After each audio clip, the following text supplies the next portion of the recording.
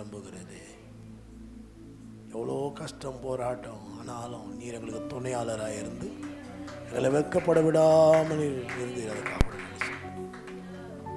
இந்த புதிய மாதத்தை, இந்த ஆகஸ்ட் மாதத்தை கர்த்தராகிய இயேசு என் கூட சேர்ந்து சொல்லுங்கள். இந்த ஆகஸ்ட் மாதத்தை கர்த்தராகிய இயேசு கிறிஸ்துவின் நாமத்தில் ஆசீர்வதிக்கிறோம். கர்த்தராகிய இயேசு கிறிஸ்துவின் நாமத்தில் இந்த ஆகஸ்ட் மாதத்தை நாங்கள் ஆரம்பிக்கிறோம். இந்த மாதத்தில் சந்தோஷத்தோடும் சமாதானத்தோடும் வெற்றியோடும் நல்ல சரீர சுக பலன் ஆரோக்கியத்தோடு கழிக்க கர்த்தர் பரத்திலிருந்து தம்முடைய கிருபையை எங்களுக்கு அளித்தபடினால் உமக்கு ஸ்தோத்திரம் ராஜா. துதிக்கிறோம், ஸ்தோத்தரிக்கிறோம்.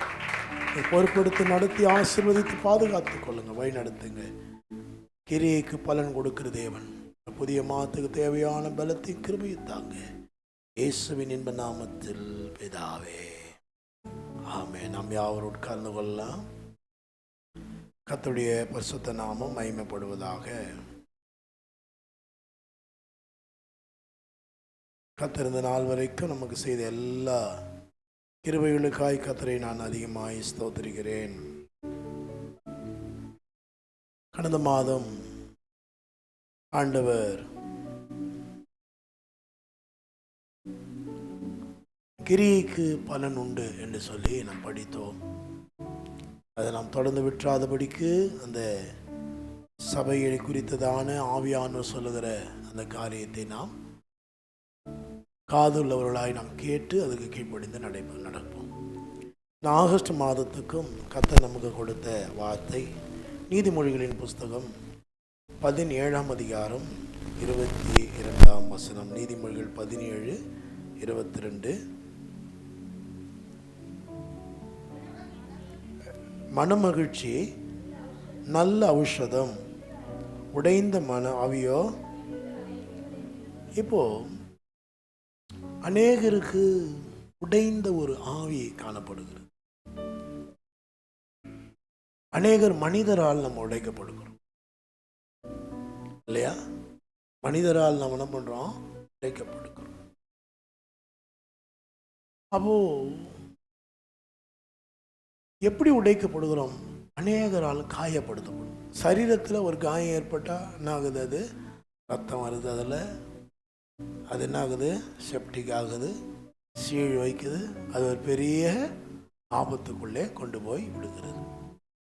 ஆனால் மன ரீதியாய் ஏற்படுகிற அந்த காயம் அது எங்க கொண்டு போய் விடுகிறதுனா முறிந்த ஆவியாய் மாற்றி விடுகிறது. பாருங்க, லேவியராகமம் புஸ்தகத்தில் ஒரு நல்ல வசனம் இருக்குது. என்ன வசனம்னு சொன்னா, மாம்சத்தின் உயிர் இரத்தத்தில் இருக்கிறது. நிறைய பேர் விஞ்ஞானிகளாம் இந்த வசனத்தை கேட்டு கிண்டல் பண்ணாங்க. அது எப்படி? மூச்சு நின்னாதான் உயிரே போச்சு. நீங்க என்ன ரத்தத்தை பத்தி சொல்றீங்க? உண்மைதான். ஏன்னா அந்த ரத்தத்துல தான் பிராணவாயு இருக்குதான். அந்த ரத்தம் தான் பிராணவாயுவை எல்லா செல்களுக்கும் கொண்டு போய் சேர்க்கிறது தான். அப்போ அந்த ரத்தம் காயம் பட்டுச்சுன்னா, அந்த ரத்தம் போயிடுச்சுன்னா மனுஷனுடைய உயிர். அதே போல அந்த முறிந்த ஆவி அநேகரால் நாம் காயப்படுத்தப்படுகிறோம். மனிதர்களால் காயப்படுத்தப்படுகிறோம், சூழ்நிலைகளால் காயப்படுத்தப்படுகிறோம். ஆவியானவர் இதை அறிந்துதான் இந்த மாதம் நமக்கு சொல்ற ஒரு வார்த்தை, அநேகரால் காயப்படுத்தப்பட்டாலும், அநேகரால் உங்களை பின்மாற்றத்துக்குள்ளே நடத்தினாலும், அநேகருடைய வார்த்தை உங்களை அதைரியப்படுத்தினாலும், 112 சங்கீதத்தில் சங்கீதக்காரன் சொல்றாரு, துர்ச்செய்தியை கேட்கிறதுனால் அவன் பயப்படான். துர்ச்செய்தியின் மூலமாக நாம் அநேகர் காயப்பட்டிருக்கலாம். ஆனால் ஆண்டவர் சொல்றாரு, மன மகிழ்ச்சி நல்ல ஔஷதம். அந்த காயத்தை அப்படியே விட்டுட்டுனா அந்த காயம் ஒரு பெரிய பாதிப்பை உனக்கு ஏற்படுத்திடும்.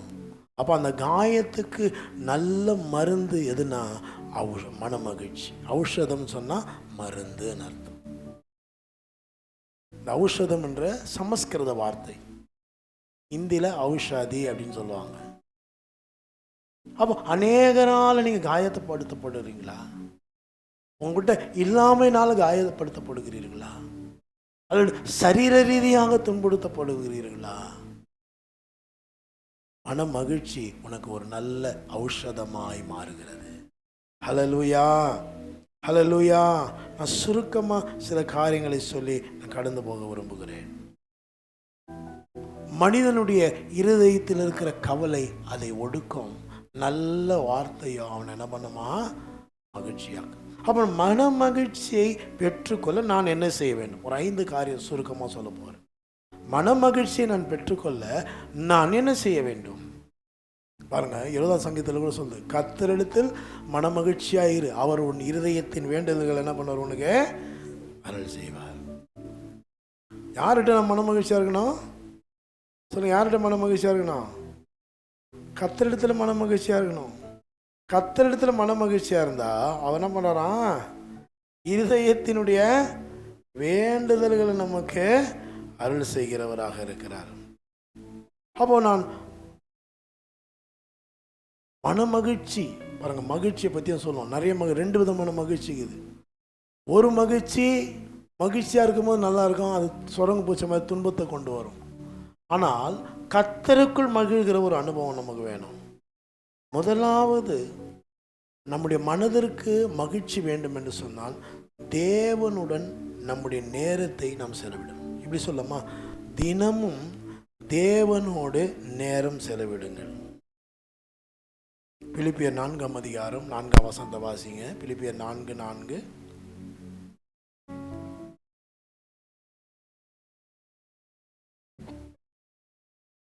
பிலிப்பியர் 4:4.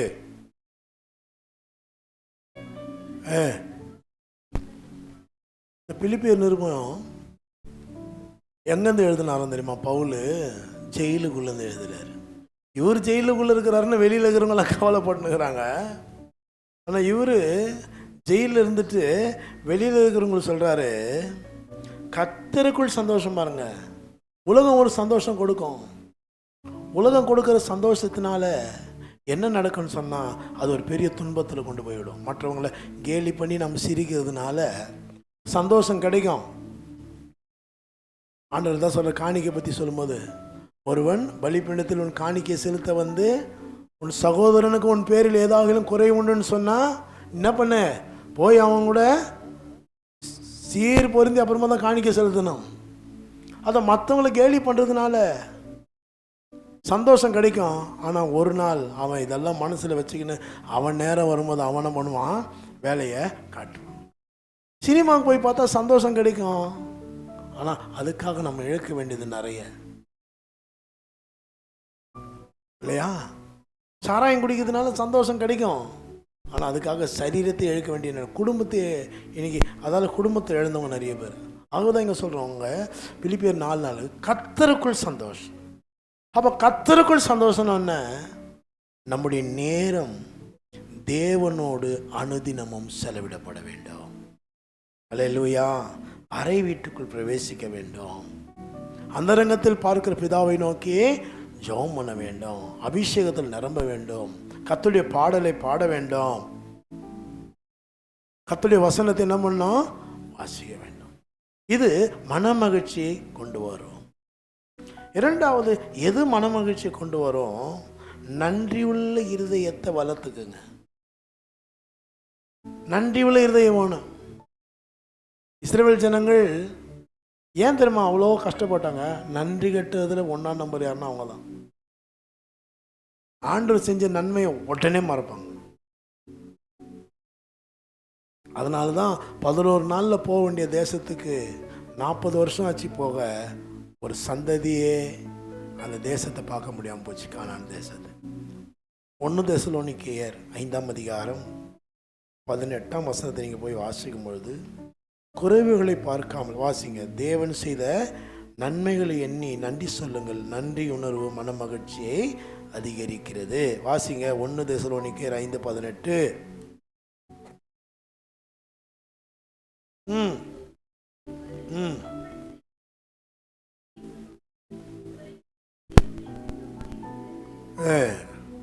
தேவனுடைய சித்தம் தான். எல்லாவற்றுக்கும் நான் என்ன பண்ணோம்? ஸ்தோத்திரம் பண்ணோம். ஸ்தோத்திரம் பண்ணிக்கினே இருக்கணும், நன்றி சொல்லிக்கிட்டே இருக்கணும். அன்றியும் அவருடைய தீர்மானத்தின்படி அழைக்கப்பட்டவர்களாய் தேவனிடத்தில் அன்பு கூறுகிறவர்களுக்கு சகலமோ நன்மைக்கு எதுவாய் நடக்கிறது. அப்போ நன்றி உள்ள இருதயம் வேணும். கர்த்தர் அதான் சங்கீதக்காரர் 103ஆம் சங்கீதத்தில் சொல்றார், அவர் செய்த சகல உபகாரங்களை மறக்காதே. கர்த்தர் கடந்த காலத்தில் செய்த நன்மையை நினைவு கூறும் பொழுது இருதயத்தில் என்ன உண்டாகும்? ஒரு பயம் ஆளுகை செய்யலாம். ஐயோ என்ன ஆகுமோன்னு தெரியல, ஐயோ என்ன பண்ண போறோன்னு தெரியல இந்த ஆகஸ்ட் மாதம். உடனே நினைக்கணும், ஜூலை மாதம் நடத்தினவர் இந்த ஆகஸ்ட் மாதத்தில் நடத்த வல்லவர். இம்மட்டும் உதவின எபினேசர் இனிமேலும் உதவி செய்ய வல்லவர். அப்போ அந்த நன்றி உள்ள இருதயத்தை நம்ம வளர்த்து கொள்ளும் பொழுது மன மகிழ்ச்சி உண்டாகும். மூன்றாவது, நம்முடைய கவலையெல்லாம் ஆண்டவர்கிட்ட ஒப்படைக்கணும், மனுஷங்கிட்ட போய் ஒப்படைச்சிடக்கூடாது. எல்லாருக்கும் தெரிஞ்ச ஃபேமஸ் வேர்ஸ் 1 பேதுரு 5:7 என்னது? அவர் உங்களை விசாரிக்கிறவரானபடியாலும் கவலைகள் எல்லாம் அங்கே வைக்கணும். கவலையை நீங்களே வச்சுருக்க கூடாது, கவலையை சொந்தக்காரங்கிட்ட சொல்லி இருக்கக்கூடாது. கவலை எங்கே வைக்கணும்? ஆண்டவர் மேல் வைக்க வேண்டும். நான்காவதாக, மனமகிழ்ச்சி எப்போ திரும்ப உண்டாகும்? கவனிங்க, இது ரொம்ப முக்கியமான பாயிண்ட். 4வது பாயிண்ட், ஏன் நமக்கு பிரச்சனையை பார்த்து பயப்படுறோன்னு சொன்னா, அப்போ ரொம்ப கவலை அதிகரிக்குதுன்னு சொன்னா, பரிசுத்த வாழ்க்கையிலும் ஐக்கியத்திலும் நிலைத்திருக்கணும். எப்படி நிலைத்திரு? எதில் இருக்கணும்? பரிசுத்த வாழ்க்கைக்காக போராடணும். யோவான் 15ஆம் அதிகாரம் 10ஆம் வசனம் வாசிங்க. யோவான் 15:10.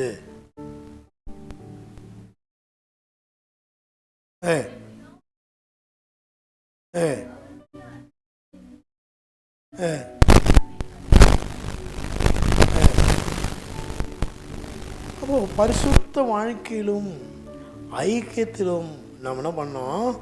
நிலைத்திருக்க வேண்டும். அதற்காக போராடணும். யோசேப்பு போராடணும் பாருங்க. பரிசுத்தத்துக்காக என்ன பண்ணா? ஜெயிலு கூட போக ஆயத்தமாக இருந்தான். ஆனால் கர்த்தர் அவனுக்கான நாள் வரும்பொழுது யார் அவனை ஜெயிலில் தள்ளினார்களோ அவர்களுக்கு மேலே தலையாக ஆகிட்டார் ஆண்டவர். ஏன் நிறைய பேருக்கு ஜெபத்தில் கான்ஃபிடென்ட் கிடையாது? ஏன் முன்னூத்திட்ட போய் ஜெபம் பண்ணுறோம்? அந்த பரிசுத்த வாழ்க்கைக்காக நம்ம முயற்சி செய்யணும். ஆமென் சொல்லுங்க, அல்லேலூயா சொல்லுங்க. கடைசியாக, பிறருக்கு நாம் அன்பும் உதவியும் செய்யும் பொழுது, மற்றவர்களுக்காக நாம் ஜெபிக்கிறவர்களாக, மற்றவர்களுக்கு ஆறுதல் சொல்லுகிறவர்களாக, அது நமக்கு மன மகிழ்ச்சியை தரும். நாம போடுற வசனத்தை முதலாவது நாம படிக்கணும். ஃபேஸ்புக்லேயோ வாட்ஸ்அப்லேயோ வசனம் போடணும். டெய்லி ஒரு வசனம். வசனம் போடாமல் இருக்கக்கூடாது, ஒரு ஊழியம். வசனம் போடுற பிள்ளைங்க முதலாவது அந்த வசனத்தை நாம படிக்கணும். ஆமென் சொல்லுங்க, அல்லேலூயா சொல்லுங்க. அப்போ பிறருக்கு அன்பும் பிறருக்கு நாம உதவியும் செய்யும் பொழுது அது என்ன பண்ணும்? நமக்கு மன மகிழ்ச்சியை கொண்டு வரும். அப்போ இந்த மாதம் முழுதும் நம்ம இதை தான் தியானிக்க போகிறோம். மன மகிழ்ச்சி நல்ல இந்த மனதோடு தான் சம்பந்தப்பட்டிருக்குது வாழ்க்கை. நம்முடைய இருதயத்தோடு சம்பந்தப்பட்டிருக்குது வாழ்க்கை. இது என்ன ஆகுமோ, இது எப்படி நடக்குமோ கவலைப்படாதீங்க. கர்த்தர் காரியத்தை மாறுதலாய் முடிய பண்ண வல்லவர்.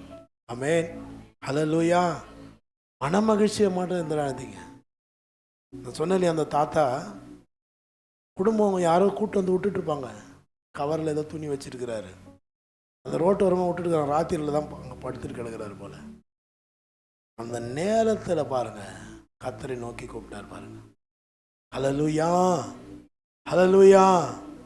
மன மகிழ்ச்சி நல்ல ஔஷதம், எப்படிப்பட்ட காயத்தையும் ஆற்றும். ஹல்லேலூயா. அந்த மன மகிழ்ச்சி தேவ சமூகத்தை தவிர வேறு எங்கே உங்களுக்கு கிடைக்காது. இந்த மாதம் ஆண்டவர் உங்களோடு பேசுகிற வார்த்தை இதுதான். மன மகிழ்ச்சி நல்ல ஔஷதம். அநேகரால் காயப்படுத்தப்பட்டு இருக்கிறீர்களா? அநேக காயங்கள் உங்களுக்குள்ளே இருந்து இன்னும் ரணம் ஆறவில்லையா? பரிசுத்த ஆவியானுடைய சமூகத்தில் வாங்க, ஆவியின் நிறைவுக்குள்ள வாங்க. இந்த மன மகிழ்ச்சி ஒரு நல்ல ஔஷதமாய், காயங்களை ஆற்றுகிற ஒரு நல்ல ஔஷதமாய் அது உங்களை மாற்றும். கண்களை மூடுவோம், ஜெபம் பண்ணலாம். ஸ்தோத்திரம், ஸ்தோத்திரம்.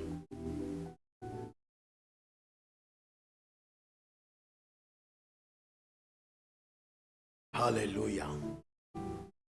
மனமகிழ்ச்சி நல்ல ஔஷதம். எப்படிப்பட்ட காயத்தையும் குணமாக்கும். இருதயத்தை அநேகரால் காயப்படுத்தப்பட்டு இருக்கிறாயா? அந்த காயத்தை இருக்கிற ஒரே மருந்து கர்த்தருக்குள் ஏற்படுகிற மகிழ்ச்சி, கர்த்தருக்குள்ளே சந்தோஷமா இருக்கிற ஒரு அனுபவம், ஆண்டவருடைய சமூகத்தை தேடுகிற ஒரு அனுபவம், ஆண்டவருடைய சமூகத்தை நாடுகிற ஒரு அனுபவம்.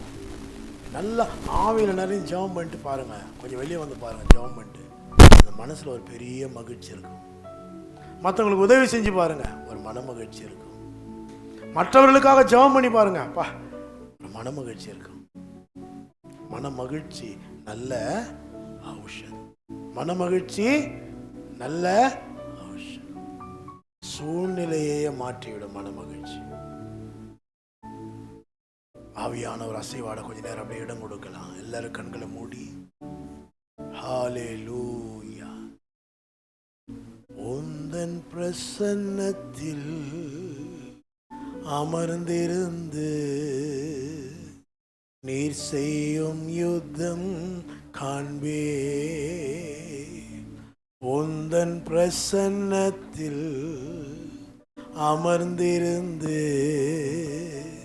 நீர் செய்யும் யுத்தம் காண்பே. என் பலத்தினா ஒன்றும் ஆகாது, என் சுயத்தினா ஒன்றும் நடக்காது. என் பலத்தினா ஒன்றும் ஆகாது, என் சுயத்தினா ஒன்றும் நடக்காது. உந்தன் பிரசன்னத்தால் கூடுமே, உந்தன் பிரசன்னத்தால் கூடுமே. ஆண்டவருடைய பிரசன்னத்தை தவிர மகிழ்ச்சி கொடுக்கிற இடம் வேற ஒண்ணுமே கிடையாது. தேவ சமூகத்தில் நீ காத்திருக்கிற பிள்ளையா இருப்பியான்னு சொன்னான். அறை வீட்டுக்குள் பிரவேசித்து அந்த ரங்கத்தில் பார்க்கிற பிதாவை நோக்கி ஆவியில நிறைஞ்சி ஆதியில் இருக்கிற அன்புக்கு நீ திரும்புகிற பிள்ளையா இருந்தேனா? வேதத்தை கேட்க முடியாதபடி இருக்கிற தடையை உடைக்கிற அக்கினி அபிஷேக ஜபத்தை ஏறெடுக்கிற பிள்ளையா இருப்பேன்னு சொன்னான். மனம் திரும்புகிறதற்கு ஜெபிக்கிற பிள்ளையா இருப்பேன்னு சொன்னான். குளிரும் இல்லாமல் அனலும் இல்லாமல் இருக்கிற ஜீவத்தை மாற்றுகிறதற்கு ஜெபிக்கிற பிள்ளையா இருப்பேன்னு சொன்னான். மன மகிழ்ச்சி உண்டாகும். அந்த மன மகிழ்ச்சி நல்ல ஔஷதம். மனதிற்குள்ள அநேக காயங்கள் உண்டு. அநேகரால் காயப்படுத்தப்பட்டு இங்கே உட்கார்ந்து கொண்டிருக்கிற என் அன்பு தேவ பிள்ளையே, காயத்துக்கு மருந்து இயேசு ஒருவர் தவிர வேற யாரும் போட முடியாது. அவர் செய்த நன்மைகளை நினைவு கூறு. இதுவரைக்கும் உதவி செய்த எபினேசர் இது இனியே எனக்கு உதவி செய்வார். இந்த 7 மாதங்களும் அதிசயமாய் ஆச்சரியமாய் நடத்தினவர் இந்த 8ஆம் மாதத்தில் என்னை அதிசயமாய் ஆச்சரியமாய் நடத்த வல்லவர், நடத்துவார் என்று நான் விசுவாசிக்கிறேன். ஹல்லேலூயா, ஹல்லேலூயா. ரபா சந்தரல பௌதியா கரபதி நாமானி நாம் விரோதமாய் உருவாக்கப்படும் எந்த ஆயுதமும் வாய்க்காது. உனக்கு விரோதமாய் ஒரு வழியாய் வருகிறவர்களை கர்த்தர் 7 வழியாய் ஓட செய்வாராக. உனக்கு விரோதமாய் மந்திரவாதம் இல்லை, குறி சொல்லுதலே இல்லை. கர்த்தர் இந்த புதிய ஆகஸ்ட் மாதத்திலே ஒரு புதிய துவக்கத்தை, ஒரு ஆசீர்வாதத்தின் துவக்கத்தை, உன்னை ஒரு ஆசீர்வாதத்தின் வாய்க்காலாக மாற்றி ஹல்லேலூயா அநேகர் கண்டு ஆச்சரியப்பட்டு பிரமிக்கிற அளவுக்கு ஒரு பெரிய மாற்றத்தை கர்த்தருடைய வாழ்க்கையில கட்டளையிடுவாராம். மனம் மகிழ்ச்சி நல்ல ஔஷதம். மன மகிழ்ச்சி தேவ பிரசன்னத்தை தவிர வேற எங்கேயும் கிடையாது. ஏகோவாவோ சேனு என்னை மீண்டும் கட்டுகிறீர், ஏகோவா சபையோ என்னை ஆளுகை செய்கின்றீர். ஏகோவாவோ சேனு என்னை மீண்டும் கட்டுகிறீர், ஏகோவா சபையோ என்னை ஆளுகை செய்கின்றீர். இல்லாமல் ஒன்றுமில்லையே, என்னை தள்ளாமல் சேர்த்து கொண்டீரே. தாங்க சீக்ரெட். எப்படியாக தேவ சமூகத்தில் உட்காந்து நான் சொன்ன இந்த 7 சபைகளை குறித்து தியானித்து ஜெபம் பண்ண ஆரம்பிங்க. ஜெபிக்க ஜெபிக்க பரிசுத்த ஆவியானவர் உங்கள் இருதயத்துக்குள்ள ஒரு மகிழ்ச்சியை ஊற்ற ஆரம்பிப்பார். அந்த மகிழ்ச்சி நிரல நீ ரொம்ப ரொம்ப ரொம்ப அந்த மகிழ்ச்சி எல்லா காயத்துக்கும் அப்படி சொல்லும் போது ஆவியானவர் எனக்குள்ளே வைக்கிறார். உன் கையில் பணம் இல்லைன்னு சொல்லி எந்த இடத்துல நீ அவமானப்படுத்தப்பட்டு காயப்படுத்தப்பட்டாயோ, நீ ஒன்றுமே இல்லைன்னு காயப்படுத்தப்பட்டாயோ, இந்த மன மகிழ்ச்சி அவர்களுக்கு மேலாய் உன்னை உயர்த்தி அவர்களுக்கு மேலாய் உன்னை அதிகாரியாக வைத்து கர்த்தர் அந்த காயத்துக்கு ஒரு நல்ல ஔஷதமாக இருக்க விரும்புகிறார்.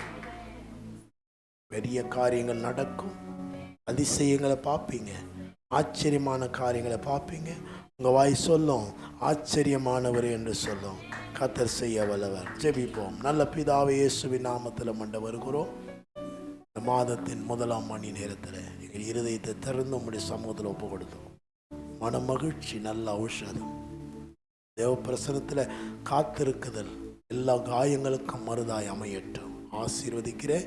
இந்த மாதம் முழுவதும் எல்லா தடைகளை நீக்கி எல்லா தேவைகளுக்கும் மேலாக சந்தித்து எங்களை மீதம் எடுக்க வைத்து கர்த்தர் மெய்ப்பர் நான் தாட்சி அடையலன்னு சொல்லி சாட்சியாக நிற்க வையுங்க. குழந்தைகளை ஆசீர்வதிக்கிறேன் இயேசுவின் நாமத்தில் பிதாவே. என் கண்மலையும் என் மேற்பருமாக என் கர்த்தாவே, என் வாயின் வார்த்தைகள் என் இதயத்தின் தியானம் உங்கள் சமூகத்தில் உறுதியாக இருப்பதாக. ஆமென். எனக்கு ஒத்தாசை வரும் பர்வதங்களுக்கு நேராக பூமியை உண்டாக்கினேன் கர்த்தரிடத்திலிருந்து எனக்கு ஒத்தாசை வரும். என் காலை அவர் தள்ளாட ஓட்டார். என்னை காக்கின்றவர் உறங்கார். இதோ இஸ்ரவேலர்களாக எங்களை காக்கின்றவர் உறங்குகிறதும் இல்லை தூங்குகிறதும் இல்லை. கர்த்தர் எங்களை காக்கின்றவர். கர்த்தர் எங்களுடைய வலது பக்கத்தில் எங்களுக்கு நிழலாயிருக்கின்றார். பகலிலே வெயிலாகிலும் இரவிலே நிலவாகிலும் எங்களை சேதப்படுத்துவதில்லை. கர்த்தர் அவர் எங்கள் ஆத்துமாக்களை காப்பார். கர்த்தர் எங்கள் போக்கை எங்கள் வாரத்தை இது முதற்கொண்டு என்றென்றைக்கும்